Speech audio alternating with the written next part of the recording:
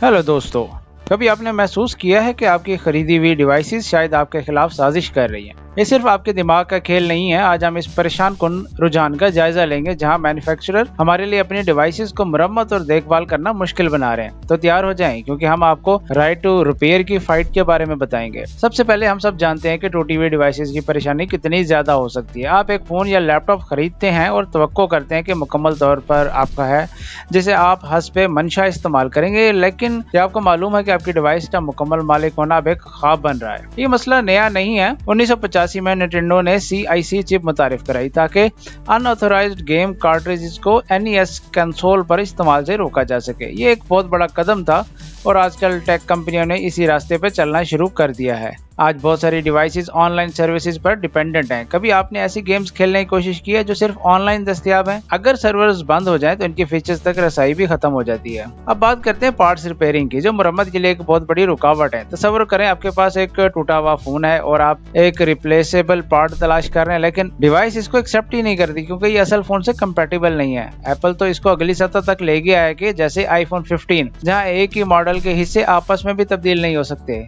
तो अगर आपका कैमरा या स्क्रीन तब्दील करनी हो तो अगर सीरियल नंबर मैच नहीं करते तो आपके फंक्शन गैर फाल हो जाएंगे। और ये सिर्फ हिस्सों की बात तक नहीं है। कंपनियां जैसे HP और GE भी थर्ड पार्टी कंपोनेंट्स इस्तेमाल करने में मुश्किलात पैदा करती हैं।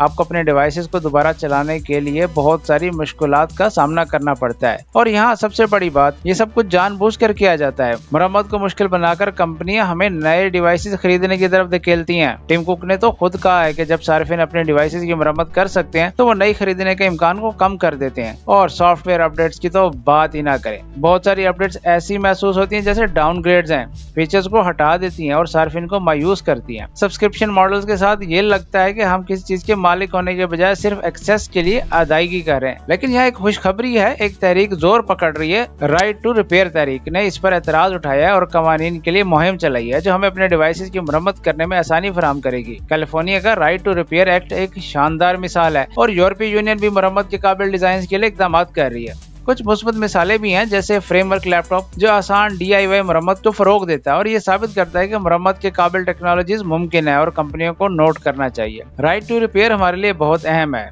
सिर्फ हमारी जेबों के लिए नहीं बल्कि माहौल और हमारी टेक्नोलॉजी पर कंट्रोल के एहसास के लिए भी। इस बात को यकीनी बनाना जरूरी है कि हम अपने हकूक को समझें और उनकी वकालत करें। अपने तजुर्बात और मालूमात को शेयर करके हम दूसरों को मूवमेंट दे सकते हैं कि बेहतर नताइज के लिए आवाज उठाएं। तो अगर आपको ये वीडियो मुफीद लगी तो लाइक बटन को दबाना ना भूलें और सब्सक्राइब करें और इस वीडियो को शेयर करें ताकि ये पैगाम मजीद लोगों तक पहुँच सके। आइए मिलकर ये यकीनी बनाएं कि हमारी आवाज सुनी जाए और मरम्मत के हकूक के लिए जंग जारी रहे।